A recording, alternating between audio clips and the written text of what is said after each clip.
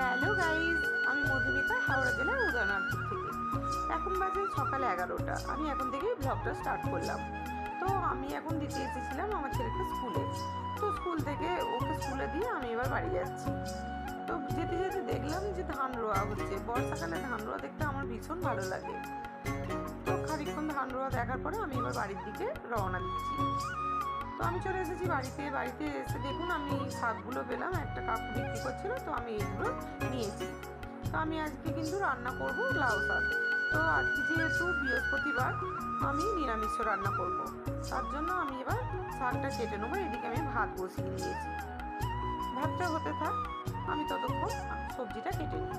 এখানে সবজি কেটে ধুয়ে রেডি করে নিয়েছি, আর তার পাশাপাশি আমি বাটনাটাও বেটে নিয়েছি।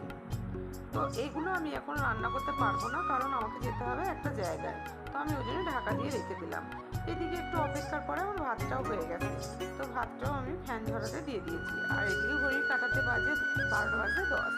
তো আমি চলে যাব একটা জায়গাতে, আমার যেখানে আমি কাজ জমা দিতে যাই। আমি যেহেতু ব্যাগ সেটিংয়ের কাজ করি, তো আমার কাজটা কমপ্লিট হয়ে গেছে।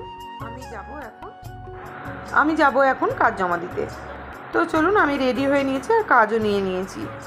তো যাক, এখানে আমার পঙ্কিরাজের কি অবস্থা, বৃষ্টি পড়ে অবস্থা একদম খারাপ হয়ে গেছে। তো ওকে পরিষ্কার করতে দেবো যে, সেটাও আমি আর টাইম করে উঠতে পারছি না, কারণ একটার পর একটা কাজ লেগেই থাকে। তো চলুন আমার গন্তব্যের দিকে এবার আগায়। তো আমি চলে এসেছি আমার গন্তব্যে। এখানে আমি কাজ জমা দিয়ে আর বাড়ি চলে যাব।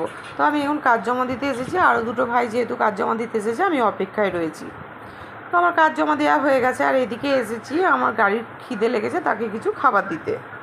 আর আস্তে আস্তে দেখুন আমার হাল পুরো খারাপ হয়ে গেছে, পুরো বৃষ্টিতে ভিজে একদম অবস্থা প্রচণ্ড খারাপ। তো চলুন আমি এবার চান করে নেবো। তো আজকের ব্লগটা এই পর্যন্তই, দেখা হচ্ছে পরবর্তী একটি ব্লগে।